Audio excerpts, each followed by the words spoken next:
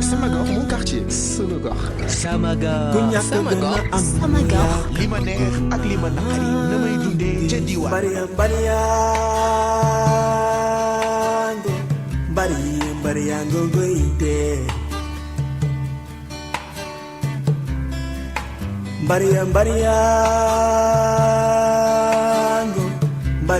Bariyango goite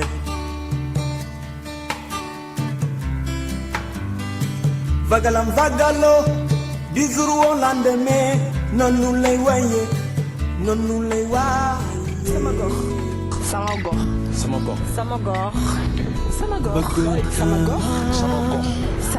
mon quartier goxam gën di xam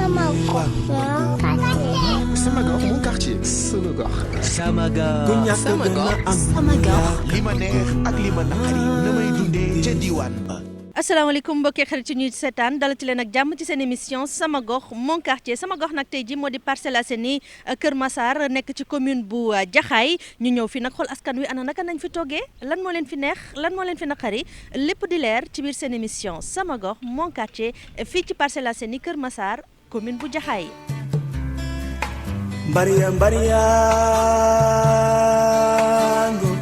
Bariyango goite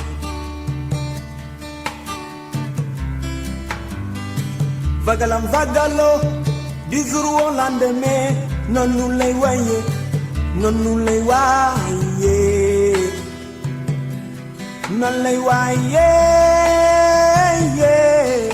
asalaamaaleykum mbokki xarit ci ñuy seetaan dalati leen ak jàmm ci seen émission sama gox mon quartier sama gox nag tey ji moo di Parcelles Assainies Kër Massar nekk ci commune bu Jaxaay ñu ñëw fi nag xool askan wi ana naka nañ fi toggee lan moo leen fi neex lan moo leen fi naqari lépp di leer ci biir seen émission sama gox mon quartier fii ci Parcelles Assainies Kër Massar commune bu Jaxaay commune bi yàggul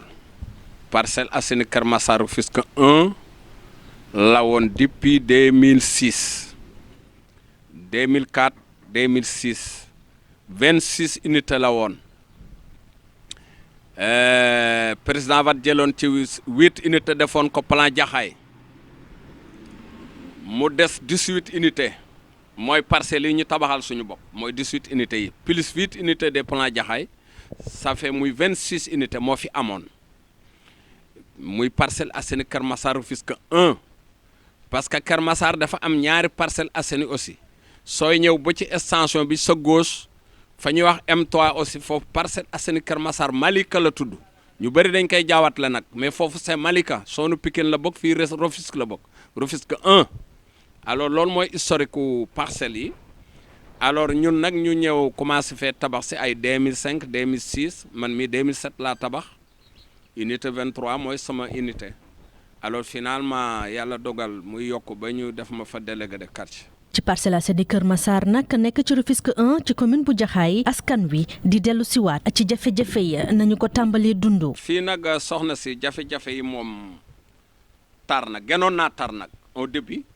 parce que avant la commune ñun ñu ngi bokkoon communauté rurale Sangalkam département de Rufisque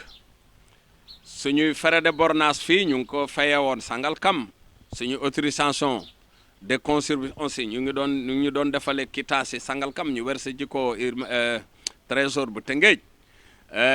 jamono boobu fii ay ñaxa fi nekk ak ay jaan ñu bëri bëgguñu fa ndek parce que amuloon courant amuloon électrification plan Jaxaay 8 unités yi ñu defoon plan Jaxaay daal lañ defaloon courant te courant bu faible la woon sax à l'époque parcelles yi ñu sam poto yi nii rek boo fi ñëwee bëccëg da ngay jàpp ne mu ngi takk fekk bu guddee sa waay day mel ni fongoli mi jamono bi nag tane na ndax def nañ fi forcing wax dëgg yàlla xeex fi ak SN HLM mi nga xam ne moo nekkoon suñu interlocuteur ba finalement ñu taalal ñu courant bi mais ba léegi jafe-jafe yaa ngi des. mbokk mi imam feddali leneen li mooy inondation yi mooy éclairage bi mooy infrastructure dafa mel ni nekkuñu biir Dakar nous sommes des oubliés te waruloo nekk ki ñu ko teg nag kenn la rek muy HLM mooy état ci ko accentuer aggraver ko mooy le maire mi nga xamante ni depuis acte 3 deful liggéeyam certainement ñu ngi ci lëndëm bi ñu ngi ci manque infrastructure yi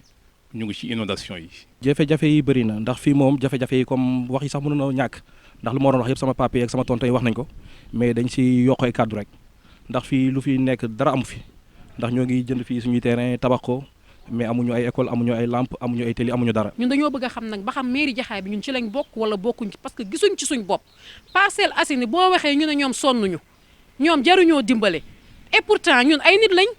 te ñun rek ñoo jar a dimbale ndax dañoo sonn kon ñun ban mairie lañ bokk xamuñu ko ñun tam loolu dañ koy laaj. ki jóge ci inondation sa lépp noyé yaa ngay débrouiller waati loo dundale say njaboot vraiment fi mu ne nii moom lu tara fi ne parce que amoon na sax ndimbal bu président joxe woon naam mais nañ ko fooge woon nag nañu ko waxe woon mujjul demee noonu waaw parce que da ngay xool quartier lim 1000 et quelques personnes ñu tànn ci 30 ciblé ci 30 nit ne ñii lañ koy jox mais ña ca des nag fu ñu jëm donc fii moom wax dëgg yàlla lu métti moo fi nekk lu métti. bokk na ci la gën a taral sax nag seeni jafe-jafe lii du jëm ci wàllu inondation mu metti woon loolu ci ñoom ba tax na tey jii ñuy sàkko ñu defal leen canalisation. Le projet pour la gestion des eaux pluviales et du changement climatique donc ils ont pensé que ne léegi pour gën a wasaare yëf yi ñu créer au niveau des quartiers ay des communes du moins ay comités yi leen di représenter. c'est-à-dire projet 1 bi boobu ça concernait quartiers yi nga xam ne c'est-à-dire 11 bassins lañ ci waroon a def 11 bassins yi interconnectés par une canalisation boo xam ne après dañuy def tali karo ci kawam comme on dit bon kooku depuis le 31 mai jeex na léegi mu desoon léegi deuxième phase bi ak troisième phase bi mu ngi doon commencé ji unité 11 ba Boune troisième phase bi moo doon ñëw boor bi jëlee kii Alaaji Paate ba boor bi maintenant comme ni ko boo fi président ñëwee effectivement comme ni ko monsieur Ba waxee vu vraiment mu gisee nit ñi ni ñu dëkkee métti na ci la ne léegi il faut que affaire bi ñu gaa yi kii ko en fast track léegi dañuy boole ñaari phase yëpp mu am ba pare aussi loolu doyul mu kii encore créer benn phase bi ñuy wax phase d'urgence mooy bi nga xam ne fële au niveau de bi jëm mbaaw fi ndox mi war a jaar c'est-à-dire exutoire bi donc kooku c'est sur financement propre ah président ci boppam moom mooy financé boobu maintenant léegi nag phase projet bi ci boppam nga xam ne banque mondiale moo ko war a financé gaa yaa nga ci kii pour parler yi sore na trop sax parce que bientôt sax bu soobee la dina démarrer et que yaakaar naa ne bu ñu démarrer bu boobaa dinaa mën a peut-être dellu siwaat léegi wax exactement fépp fii bassin yi war a nekk ak fi canalisation yi war a jaar de ce fait mu am benn visibilité boo xam ne bu leer nañ quoi mais yaakaar nañu que ne nag projet boobu bu commencé dina rabattre nappe phréatique bi bu baax. ñun inondation bi ren moom kenn du ko laaj kenn ndax dañ ne Parcelles Assainies ne sont pas assainies kenn assainiruñu. ndox mi moom kër yi muy nangu bari na lool am na yoo xam ne wane nañ ko ci télévision yëpp ñoo xam ne da ngay gis kuy xuus ba ci dënnam ndox mi nekk ci dënnam borom kër gu de jógee ci ndox nga indiwaat ko ci ndox ah li gën mooy ñu canaliser ñu bu ñu ko deful canalisation di wundee ay moto pompe di teg du changer dara mbir mi il faut ñu canaliser ko ndoxu nawet kenn mënu koo wutal ay moto pompe depuis Ablaye Wade ba léegi ñu ngi wut ay moto pompe dara changé wut waaw problème bi lu koy arrangé mooy ñu wutal ñu canalisation nga xam ne ñoo xam ne bu fu ñëwee rek jaar tali bu bees bii nga xam ni def nañ ko bañ koy defar 2 voies la waroon dem ñu xotti ci digg bi def fa canalisation bu ñu ko defoon lu bari dina changé mais benn voie lañ ko def loolu mooy lan loolu lu liggéey dara léegi loo xam ne nag boo liggéey da nga koy referaat kooku amul benn njariñ. ñun bàjjenu gox yi suñu jafe-jafe mooy assainissement numéro 1 ñun dañoo bëgg ñu assainiral ñu Parcelles Assainies parce que inondation bi kenn jaruñu siy delluwaat ndax ku ne gis na liñ dund ren tey ñaanuñu yàlla di ko continuer di dund ndax métti na ba fu métti di yem sonnoon nañ torop waaye yàlla dimbali nañu. non inondation bi moom dund bu métti. parce que kii doyen bi nekk sama ndeyjoor di Naim Imam Sène mi Alioune Sène moom unité am mooy unité 9 daanaka ñëpp a génnoon moom mi génnuloon ni dafa tooj ay birig ba son di xuus finalement ay doomam sax mënatuñu woon génn màggay jël ay bot xuus dem jëndi dara ñëw toog ñu kaluwaat parce que ndox mi demoon na ba ay 1,50 m hauteur kër yi suufe yëpp noyé xëy na këram dafa amoon sax mu am ay escalier ci kaw pour mën a yéeg mais vraiment dund bu difficile lañ ko dund vraiment ñenn ñi seen dund noyé seen i armoire noyé seen i fauteuil salon noyé ñenn ñi seen saako ceeb yi ñu yaakaaroon sox noyé lépp noyé woon wax dëgg yàlla métti woon na trop soxna si. daanaka ay weer ci ginnaaw li ñu doon wax moom mooy problème mu mbënd ba nga xam ne ñu bëri génnoon nañ seen kër yi ñu dugal dalal leen ci ay tentes di leen dimbali ba chef de l'État ñëw fii def ay promesse te loolu dara waralu ko lu dul injustice boo xam ne dañ ko dund muy ñoo xam ne dañu yor seen xaalis bëgg a jënd seen i terrain ñu jaay leen foo xam ni kenn viabilisé wu ko kenn defu ci canalisation loolu nag da ngay dégg ñoo xam dañ koy interpréter nu nekk dañ naan ñoom ñoo dem ci ay zone cuvette ñoom ñoo dem ci zone yoo xam ne zone ndox la jënd fa ay terrain mais loin de là état ngi ci boppam moom moo nekk responsable ci mbir mi. Parcelles Assainies yi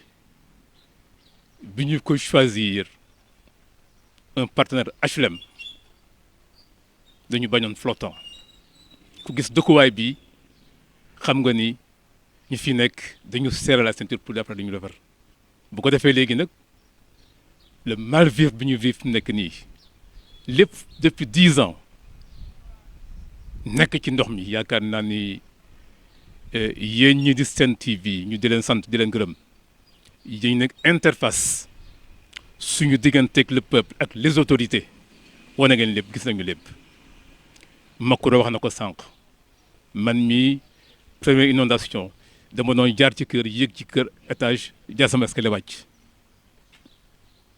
li ñu dund fii c'est infernal c'est indigne d'une capitale. li ñuy wax nag ci problème inondation bi wax nañ ko gaa ñi def nañ ay études mais études yi man gëw ma ni dina pare ren donc comme ni ko ñi ma jiitu waxee rek waaw parce que xam nga bu ñu nee étude mooy maanaam kay gagné marché bi dina ñëw xool ñu nekk ci ay études bala ñuy gas sol bi tey mbaaw ba nga xam ni fa lañ koy déverser mbaaw il faut ñu defar ko ba pare loolu am na technicien bu fi toog xañ na dina ci wax moom ko gën a maîtriser mais man li ma comprendre mbaaw danañ ko defar ba pare bala ñuy defar feneen te tey ñun ñoo ëpp jafe-jafe muy commune Jaxaay bii ndax fii amuñu fu ñu déverser amuñu fi xañ na bu tali bi continuer woon sax nga bu ñu ko bootalee par exemple lu ñuy wax canalisation di nga mun a am foo sotti tuyau ak fu dem mais amul fenn foo évacuer ndox ba léegi unité yaa ngi am ndox soo leen jugee léegi ñu xooli ko man ma wan leen ay ndox. Fii la solution ce n'est pas le pompage c'est une solution radicale mooy canalisation yi des Parcelles Assainies qui ne donnent que de assainis mais qui sont pas du tout assainis te lépp HLM moo ñu ko teg état seetaan ko autorité locale muy mairie ak sant fi aggravé ko. inondation bi ba mu xewee fii nii tey ñun ñëpp foofu gis rek meuble am ay fauteuil yam ak ay lalam lépp a yàqu waaw tey kër yi tey karo yëpp wàcc nañ. bu ñu defalul assainissement moom su nawet bi ñëwee day gën a pire parce que ndox mi demagul ndox maa ngi nii ngay seen boo waxee fii léegi 50 centimètres rek nga am teen déjà kon napp bi moom demagul fen te nawet baa ngi ñëw. inondation bi li ko indi mooy que ne occupation vraiment anarchique bi am mais aussi que tamit que nappe phréatique bi dafa chargé léegi projet bi bu commencé dina rabattre nappe bi et puis aussi tamit même ñi xaw a sore sax daañu ci gis seen bopp. ci gox bi ëpp ngir feebar fi faju ay jafe-jafe la dañuy jéggaani ndaxte centre de santé ba ñu fa am tàmbali nañ ko waaye ba tey eggul ñu bëgg a xam nag fan la problème bi féetee. ay bërëbu fajukaay lu mel ni que ay dispensaire wala ay poste de santé wala sax pourquoi pas hôpital parce que population bu toll nii mënatul di bootu ci ay poste de santé wala ay dispensaire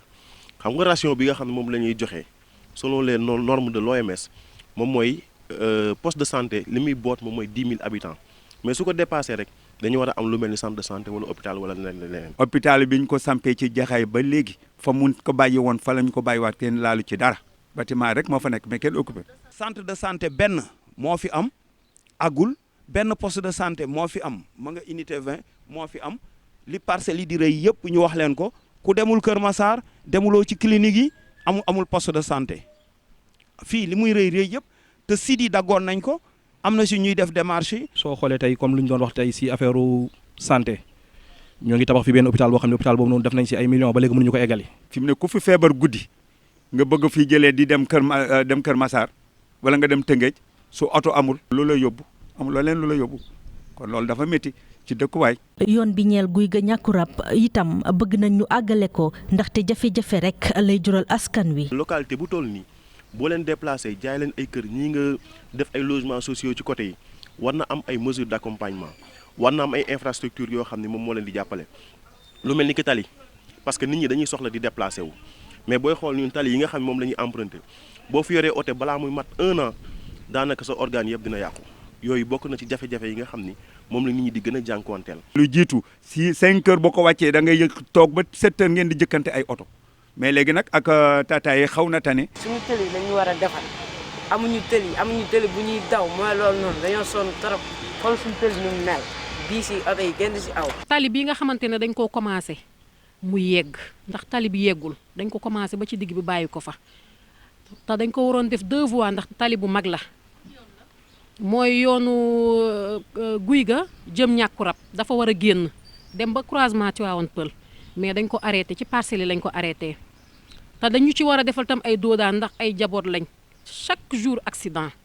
oto yi ñu ngi fiy def lu dara jarul ci nit ñi ak ci mala yi kon nag dafa war a am ay doodaan ndax tali bu bees la te dafa neex moo tax oto yi di def loolu. tali bii ñu wax mu ñëw ba fële dem nañ Descos dem nañ fu ne tali bi ay litige yu kese la li ko dalee 600 et quelques mètres yi pour mu génn dem ñàkku rab danañ fa yegg ngeen gisal ko seen bopp. mooy loolu noonu dañoo sonn torop dañoo war a defar suñu tëli bi ñu mën a yéeg ci oto yi mën a jàngi normal parce que jaxaay mi ngi amul tëli normal ay yu kenn xamul xeer yeeg doodaan yi si biir. route yi SNHLM am na yum ci waroon a defu ko Promoville ñëw na fi xamuñu exactement ndax jël na en compte lii wala jëlu ko mais ADM bi mu fi mujj ñëw lu ñu leer xamoon nañ ni ñëw nañ fi ñoom ADM Promoville ñëw nañ fi mais ñi ñuy administrer toujours encore ma waxaat ko ñoom ñooy défaut bi xoolal léegi oto élève dañu war a jàng. laay télé baa ngi. chauffeur yi dañuy obligé aw si àll bi te loolu wóorul quoi mën na bët seen ko ne ñun élèves yi. lu jëm ci wàllu électrification bi ñoom nag askan wa daal dinañu wax ni courant bi manqué na te itam bëgg nañ lu jëm ci wàllu woowu ñu gestu leen ci. tey si guddi jotee tey 17h wala 18h mënoo yónni sa doom ndax amuñu lumière. guddi boo fi jaaree doo fi ñemee dox ndax day lëndëm crise. am na lu mu diggee nag waa collège yëpp dinañu wax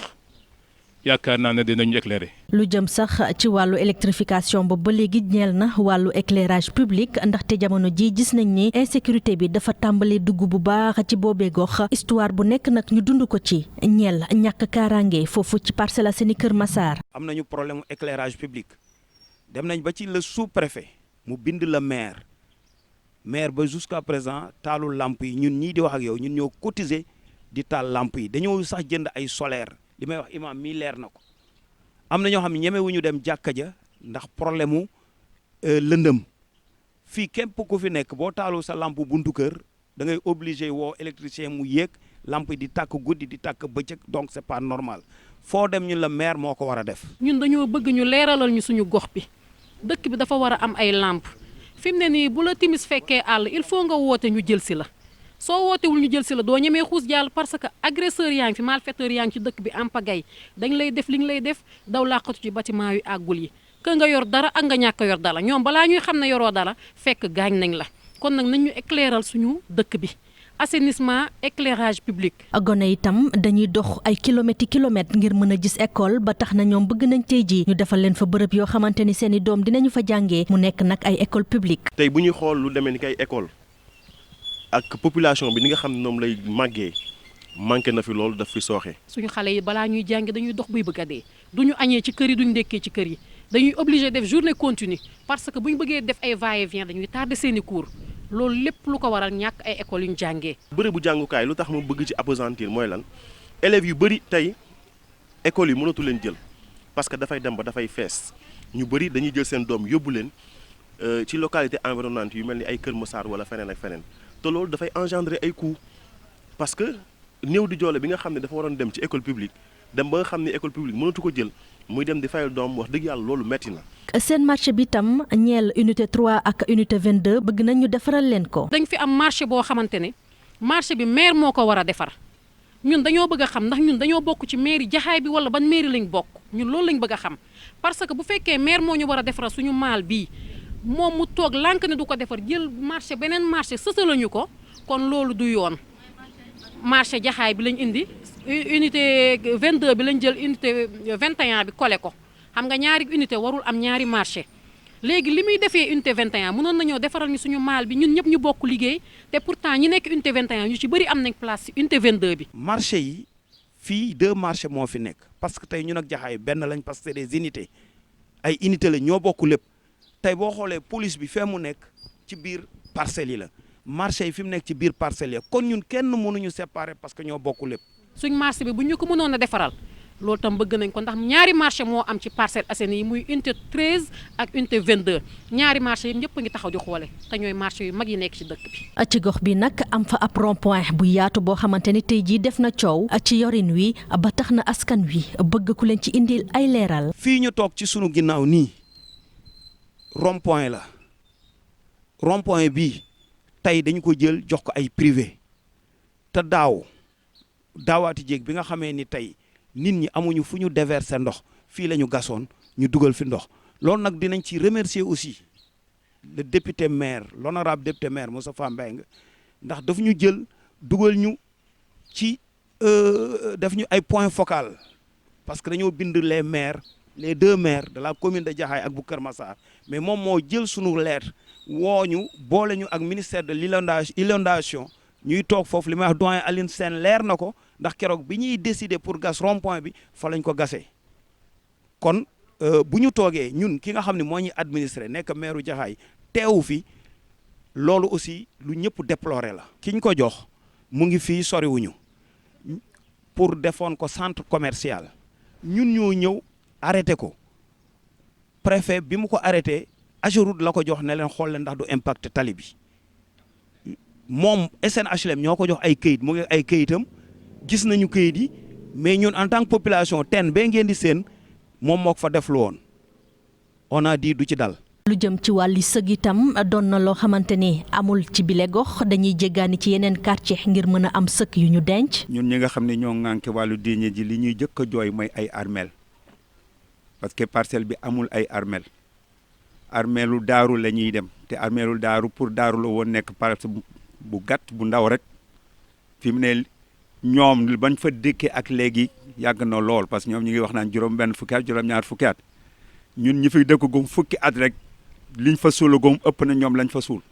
ba la fa des bareetul tuuti ma fa war a des loolu nag buñ ci dimbaliwul bu feesee fan lañ jëm kon loolu bokk na ci jafe-jafe ñi lool. armel yi amuñu armel xam nga ne population bu toll nii boo waree denc sa néew dem ba ñàkk rab wala ba daaru cubb loolu du yoon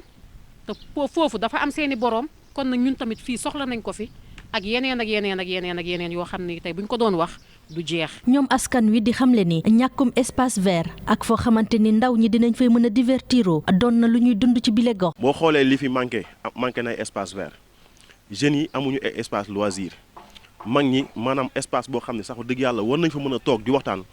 jafe na fi loolu. kon loo xam ne la état moom moo ci war a taxaw jàppale ñu. SNHLM aussi dafa ñëwaat morcelé fi ay école morcelé fi ay espace yu mu fi bàyyi woon des espaces publics mu dem morcelé waat ko. tey ji nag seen i gët ak seen i nopp yëpp ña ngi ko jël daal di wékk ci rek yaakaar gi nga xamante ni ñu ngi koy dundee ci digge ya fa président Macky Sall defoon te naan ko góor ca wax ja. ñuy ñaan état manquement yi nga xam ne moom la ñuy souligner fii mu ñëw taxawu ci nu mu gën a gaawee te canalisation bi nga xam ni le chef de l'État lui-même moom moo ñu ko promettre woon mu taxaw ci nu mu gën a gaawee parce que nag droit la askan bi dañoo soxlaa dund dañoo soxla bien-être parce que loolu moom mooy tax moom ci boppam ay responsabilités mu assumer ko loolu moom mooy tax moom ci boppam mu am ngërëmu askan bi loolu moom mooy tax moom ci boppam mission mu accomplir ko. kon nag ñu ngi yaakaar bu baax li président waxoon wax dëgg yàlla bi mu fi ñëwee lim ñu diggoon assainissement bi daal moom la ñuy xaar wax dëgg yàlla dañuy yaakaar rek ndax gisaguñu dara gisaguñu gas gisaguñu peel gisaguñu. daal loo xam ne dafa ñuy won ne ñu ngi ci mais ñi gaa ya ngi ñëw di visiter di dem rek nag mais wax dëgg yàlla tiit nañu bu baax a baax wax dëgg yàlla daal bu ñu toogee ci nen du toj soxna si. alhamdulilah bi nga xamante ni xëy na chef d'état ñëw na am na lu mu diggee ñu ngi ci yàlla bu yaakaar tas. état bi dafa war a bàyyi xelam si sénégalais yi dëkk fii nga xam ne ñu dañoo jënd ay kër te kër yi kenn mayuñu ko même suñu mayoon kër yi sax wala ñu luyuñu ko sax ndax ay citoyen sénégalais lañ ñi nga xam ne am nañ carte d'identité ba pare ñuy représenter Sénégal kon war nañu bàyyi xel ba li nga xam ne Macky Sall ñëw na fi mu digg ko mu def ko ndax Macky Sall ba mu fiy ñëw keroog muy xuus si ndox mi gars yi bale kii bi moom gis na lu fi xew kon tey instant bii benn autorité ñëw fi di wax tey ñun lu ñuy wax nii parce que luy ñëw la te xam nañ ko ndax tey soo xoolee tey ñii nga xam ne seen lal yi yàqu na am na mag ñoo xam ne ñu ngi si kër yi ba léegi ñu ngi feebar ay millions lañ leen di faje tey soo demee hôpital tey faju Sénégal dafa métti mais lu mu waxoon moom wax na ko su nekkee campagne la wala politique la xamuñu mais nag goret sa wax ja lu ñu koy xaar mooy ñun lu ñu soxla benn bi rek lañ soxla ñun soxla ku ñu may ceeb soxla wuñu ku ñu may diwliñ lu ñu soxla mooy mu ñëw fi li nga xam ne moom moo ko digle woon te kenn kiiwu ko mu ñëw di jëm ko def ndax sénégalais bi nekk Kër Massar Parcelles Kër Massar Rufisque ñun sonn nañ trop te gisuñu suñu bopp si réew mi su nekkee nag ñun ay sénégalais lañ wala duñu ay sénégalais kooku njiitu réew mi lañ koy laaj mu leer ñu xam ñun si ban Sénégal lañ bokk ndax mënuñu dëkk fii ak Palais 15 kilomètres nga xam ne moom la koy oto di daw ñu mel ni ñu nekk yeneen dëkk. nawet bi jeex na ñu ngi ñaan président de la république li nga xamante ne moom la ñëw digoon ñu ko yàlla mottali ko mu defaral ñu ay assainissement ndax ñun loolu dong mooy arranger suñu problème. assainissement bi ñu dig daal ñu am ko di gën a gaaw daal ñu teg ci suñu bot. ñun daal ñu ngi ñaan yàlla li nga xamante ni moom la chef de la digee nous sommes dans l'expectative ma ko wax na ko sànq bu ñu toogee ci nan du toj ndox mi ñoo noo pare ndox maa ngi nii ñu seen hivernage ñoo pare am na lu mu diggee nag waa collège dinañu wax. tey ñun si Sénégal lañ bokk sénégalais bi nekk biir plateau ak sénégalais bi nekk Almadies ak sénégalais bi nekk Parcelles ak sénégalais bi nekk fii Kër Massar yaakaar naa ñun ñëpp ay sénégalais lañ. Vagalam vagalo du jour au lendemain noonu lay waye noonu lay waaye noonu lay waaye waaw ngeen waaw waaw waaw mbariya ñu sant nag suñu rak Abdoulaye Ba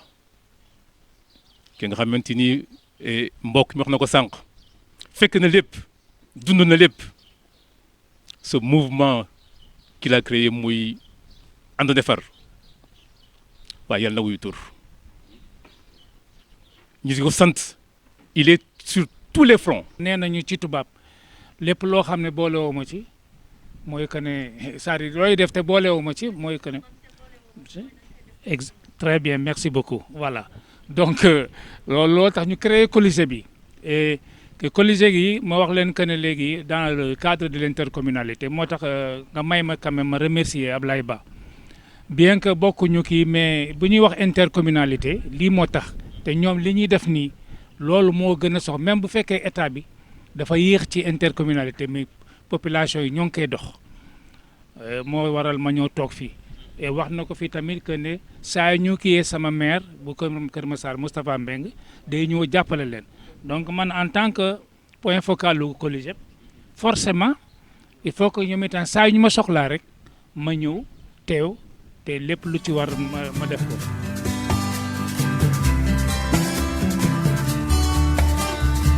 man suma xëyee suma gisul damay wet bariya ngay teer bariya ngay teer di daanu ñu ngay daanoo waaw ba ñëwee moo ñu mën